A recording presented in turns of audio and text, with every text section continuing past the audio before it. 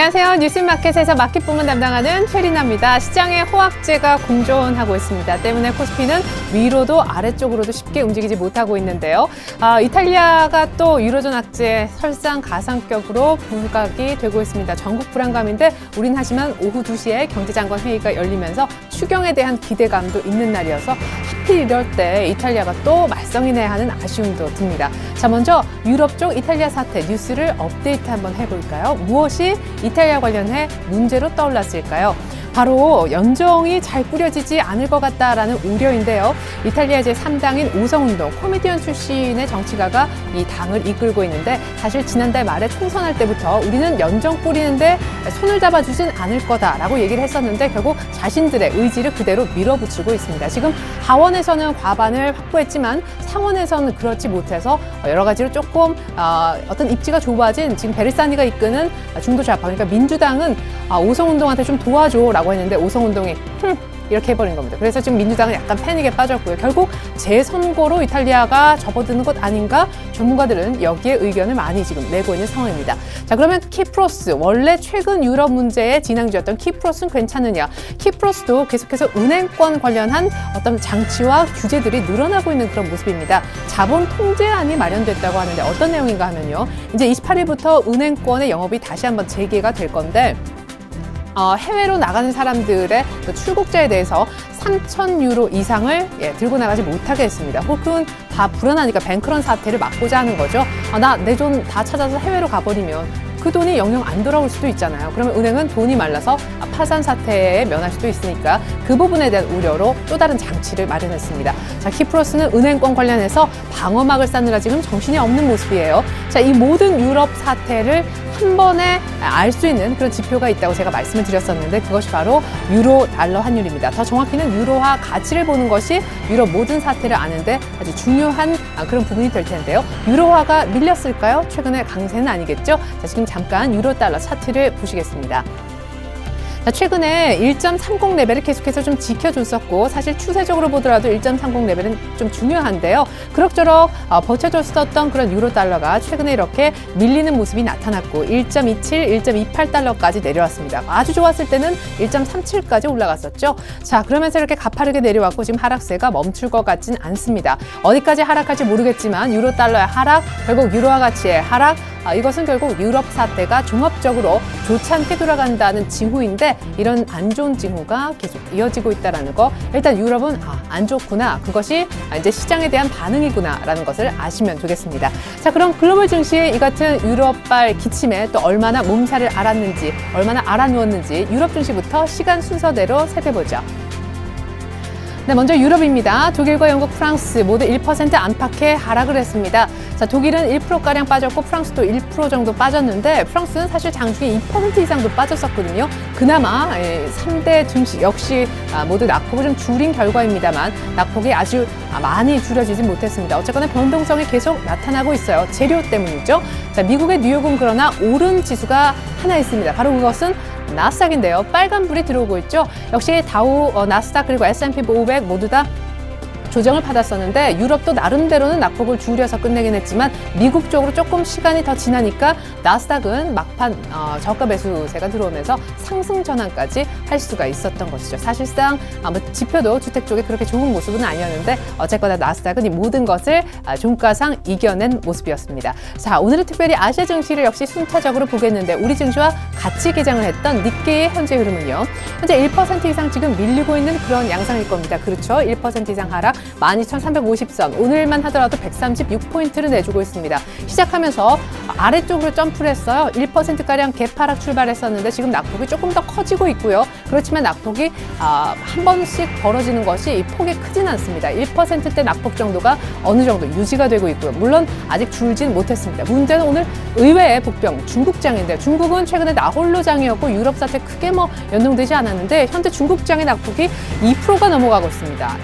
일본보다 더 빠지고 우리보다 더 빠지고 유럽, 미국보다 더 빠지고 있습니다. 결국 유럽과 미국처럼 막판에 누군가 사서 이 낙폭을 얼마나 흡수를 해줄 것인지 오후장의 반등 포인트가 오늘 중국장에서 굉장히 중요하게 될 텐데 오늘 중국장 왜 밀리냐고요? 중국장도 1% 이상 개파락하면서 일본과 비슷하게 출발했거든요. 문제는 일본은 낙폭이 그렇게 커지지 않고 있는데 중국장은 낙폭이 훨씬 더 빠르게 깊어지고 있다는 것입니다. 삼재를 만났다는 분석이 있습니다. 첫 번째는 중국의 내부적으로 기업들의 실적이 안 좋게 나왔고요. 두 번째는 유럽 시끄럽죠. 세 번째로는 역시 통화 정책에 대한 긴축 선의 우려가 오늘 또 말썽을 부리고 있습니다. 중국장은 지금 2250선에 아주 턱걸이를 하는 그런 모습입니다. 그러면 우리 증시는 어떤 흐름일까요? 자, 오늘 사실 오후 2시 전에는 시장에 대한 움직임을 그렇게 면밀히 보실 필요는 없겠다 싶어요. 어쨌거나 오후 2시 장 마감 1시간 전에 뭔가 일이 일어날 것 같으니까 말이에요. 자, 코스피는 1990선이 약간 깨진 1987.27, 6포인트 정도 아래쪽이고 마이너스 0.3% 정도인데 1990선 약간 밑에서 출발했었습니다. 그랬었는데 회복을 조금 1990선 했었다가요. 낙폭이 조금 깊어졌다가 지금 그 정도 상태에서 머물고 있습니다. 낙폭이 깊어지기 시작한 이 포인트는 지금부터 1시간 정도 전인데요. 누가 팔고 있을까요? 뭐 보남 안 하겠죠? 네, 외국인입니다. 700억 이상 순매도. 오늘까지 하면은 사실상 뭐 한 10일 연속 팔자이긴 한데 그 전에 12거래일 전날 아주 뭐 미미하게 샀기 때문에 사실 그럼 그 전에 언제부터 팔았느냐? 3월 1일부터 지금까지 3월 7일부터 전일까지 하면 3조 정도 순매도한 외국인인데 오늘도 역시 사지 않고 있습니다. 외국인이 2시에 경제장관회의에서 추경 편성 있는 걸 몰라서일까요? 아니겠죠. 누구보다 정보가 빠른 외국인인데 아직 사지 않고 있습니다. 오늘 2시에 회의인데 말이죠. 기관 일단 들어오면서 계속 윈도 드레싱 이어가고 있고요. 전일도 역시 기관 도움, 전천일도 기관의 도움, 오늘도 역시 마찬가지인데 기관보다 개인들이 더 많이 삽니다. 2배 넘게 지금 개인의 매수가 들어와서 코스피가 그럼에도 불구하고 하락세에 머물고 있고요. 이번엔 코스닥 한번 볼까요? 추경 예산 편성되면 관련된 수혜주 역시 정부는 중소기업 육성책 펴고 있기 때문에 최근에 이제 중소형제가 좋았던 원인이기도 한데 오늘 뭔가 약간 방점을 찍을 수 있는 그런 날입니다. 코스닥은요 550선 안착을 약간 시키려고 하고 있어요. 2포인트가량 위쪽이어서 역시 형님보다 나은 아우가 있다 이런 뉴스가 나오고 있는 분위기 계속 이어나가고 있고요. 코스닥은 시작하면서도 분위기 나쁘지 않았고 곧바로 여기까지 치고 나갔다가 약간 상승폭이 줄면서 시가 부근까지 회귀하긴 했습니다만 나쁘지 않아요. 계속해서 상승세는 단 한 번도 오늘 장중에 놓친 적이 없습니다. 누가 살까요? 어제는 외국인들이 또 수폭 팔았었는데 오늘 아마 그래요. 살 겁니다. 그리고 내일 제가 예고 하나 할까요? 외국인 또 팔 겁니다. 최근에 계속 외국인들이 코스닥 한번 장중 고점을 찍고 난 이후에는 샀다 팔았다를 정말 규칙적으로 하고 있어서 오늘 사면 내일 팔고 내일 사면 모레 팔고 하는 흐름입니다. 오늘도 역시 규칙을 지키고 있고요. 기관도 역시 쌍끌이로 같이 사는데 걔는 오늘 오히려 추경 예산 편성 관련된 뉴스가 있을 만한 날 던지고 있습니다. 의외의 그런 흐름이죠. 그리고 외국인 기관은 IT 부품주를 집중적으로 매수하면서 오히려 관련주가 추경 예산 관련돼서 움직임도 있지만 그것보다 더 IT 쪽에 들썩이고 있습니다. 참 재밌는데요. 이번엔 FX 시장으로 한번 가보겠습니다. 우리 달러원은요. 네, 현재 0.4원 정도 빠지면서 굉장히 미미한 보합세예요. 1111원 20전 정도. 최근에 이제 뭐 북한 이슈도 좀 있었었고 오늘 유럽발 조금 더 안 좋은 소식이 있으면 원래 원달러 환율이 오르는데요. 그럼에도 불구하고 오늘 약간 하락하려고 하는 이후 유럽발 악재가 많이 시장에 이 원달러 환율에는 반영이 됐기 때문입니다. 물론 이제 이탈리아 얘기가 있었지만 총선할 때부터 이탈리아는 조금 정치적으로 불안하다 하는 얘기가 한 번쯤 먼저 이슈화 되고 나서 지금 약간 여진이라고 보여지고요. 키프로서 그냥 지금 여러 가지 수습하고 있고 구제금융안은 일단은 통과가 됐기 때문에 제2의 고비를 맞는 것 정도는 환율 시장에서 크게 느끼지 않고 있는 그런 모습입니다. 자, 역시 오늘 시장은 사실상 지금 뭐 보실 거 없고 지금 뭐 볼일 보실 거 보십시오. 2시 이후에 정부 일단 그럼 부양안에서 어떤 내용이 나올 것인가? 그때부터가 중요하고 시장도 오늘 2시, 3시 구간이 가장 중요한 때일 것 같습니다. 자, 오늘 2시 새 정부 들어서 첫 경기 부양책 내놓을 경제장관회의가 열리게 되는데 이 점을 주의해서 보시기 바랍니다. 라고 제가 정리를 한번 해봤습니다. 자, 부동산 관련된 규제 여러 가지 풀어주면서 부동산 시장 얼어붙어 있는 심리 살려주겠다라는 활성화 정책 나올 것이고요. 현호석 경제부총리 겸 기획재정부 장관도 얘기를 했듯이 최근 경기 하방 위험이 있다라고 코멘트를 여러 차례 했었죠. 우리나라 올해 성장률을 아마 내릴 겁니다. 얼마나 내릴 것인지 그 조정치도 궁금하고요. 조정치 하니까 사람 생각나네요. 그 다음에 가장 중요한 거는 역시 추경입니다. 이런 여러 가지 얘기가 굉장히 같이 나올 테지만 급하게 예산을 조금 더 투입하는 이 추경을 얼마 정도로 정부가 돈을 더 추가로 풀어줄까 이 부분인데요. 지금 규모에 대해서는 물음표가 3개죠. 이 정도의 어떤 안이 있습니다. 물론 이란은 25조 조금 심하죠. 근데 골드만삭스에서는 그렇게 분석을 했습니다. 지금 한국 경제의 어떤 분위기로 봤을 때는 25조 정도 정부가 이번에 추경 예산 편성하는 것이 맞다라고요.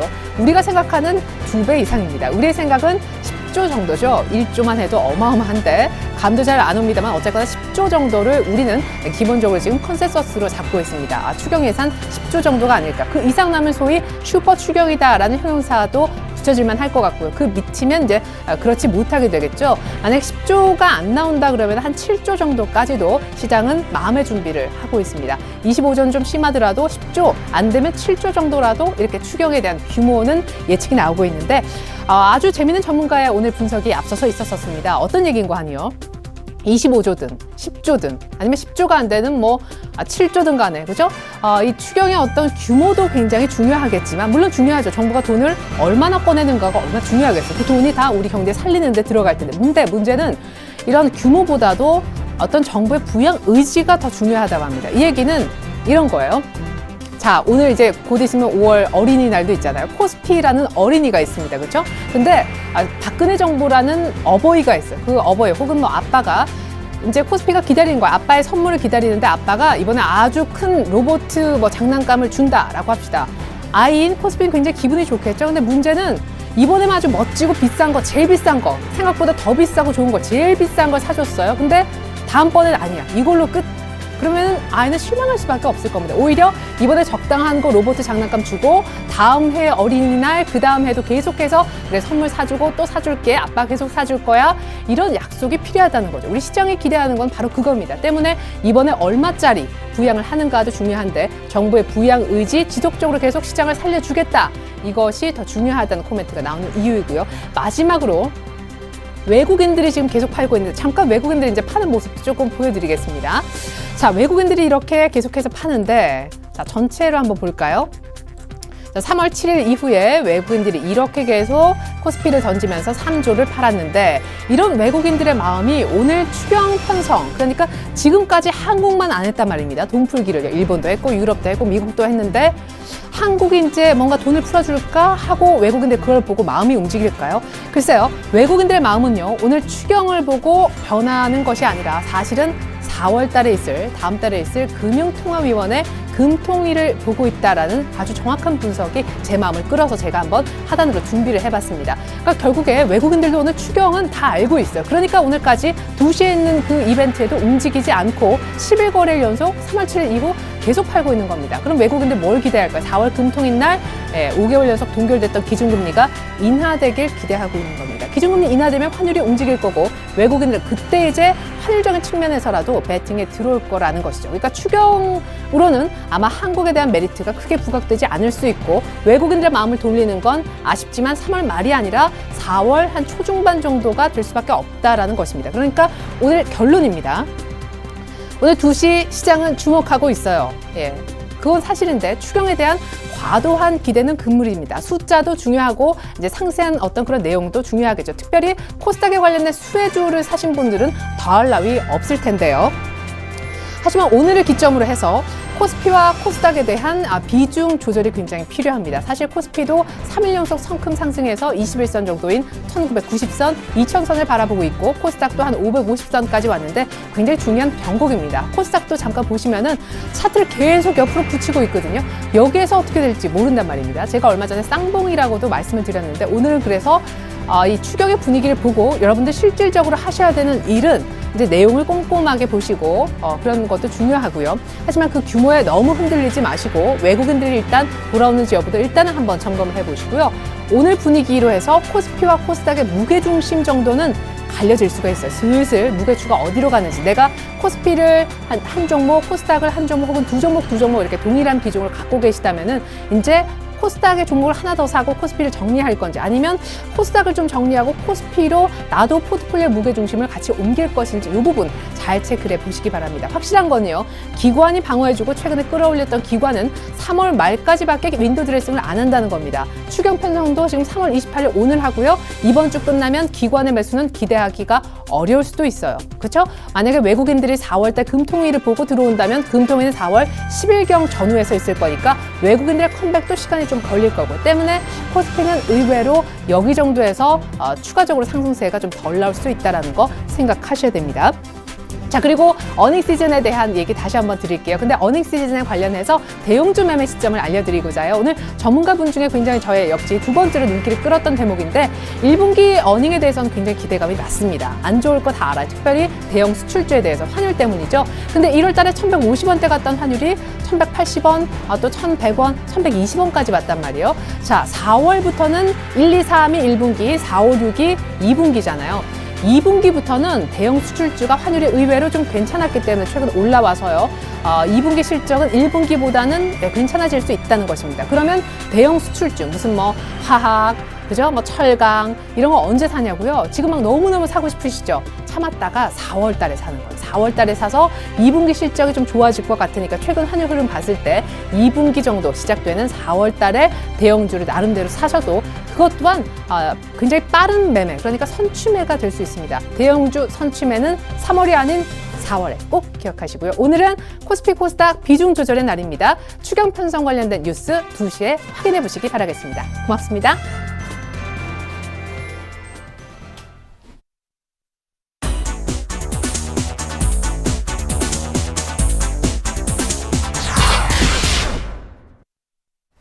안녕하십니까. 3월 28일 뉴스마켓입니다.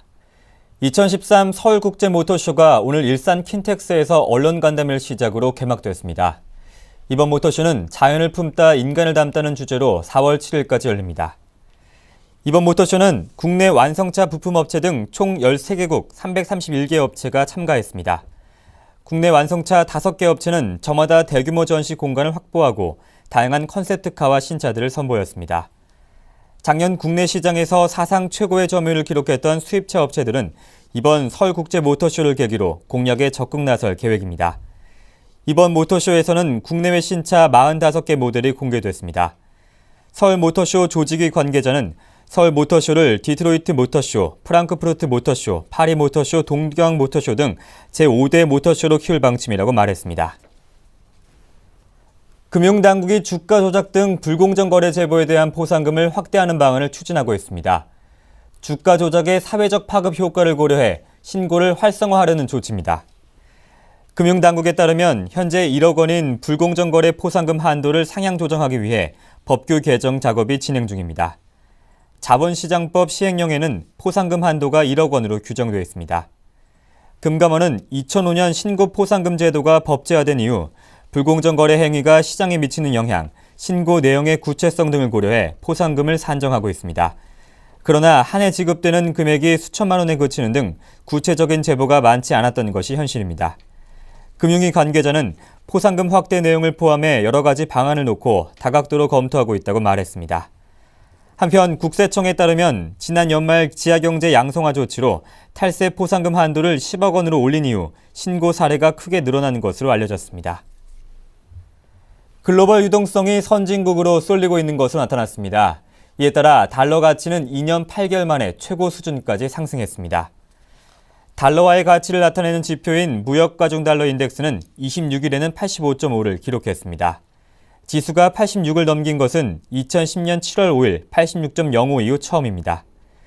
미국 연방준비은행이 산출하는 무역가중달러 인덱스는 주요 국가의 교역 규모를 반영해 달러화 가치를 나타내는 지표입니다. 작년 10월에는 80 아래까지 떨어졌지만 최근 달러가 강세를 보이며 큰 폭으로 상승했습니다. 글로벌 펀드 시장에서도 자금이 선진국으로 몰리는 현상이 뚜렷합니다.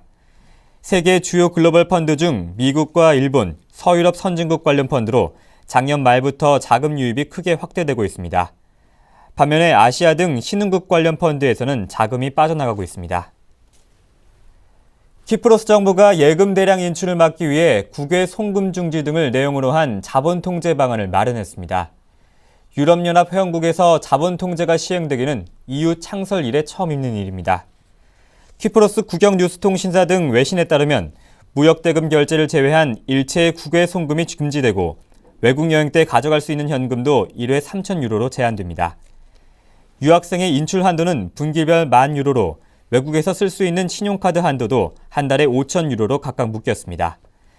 키프로스 국내에서는 한 사람이 하루에 300유로까지만 인출할 수 있고 수표를 현금으로 바꿔주는 업무도 중단됩니다.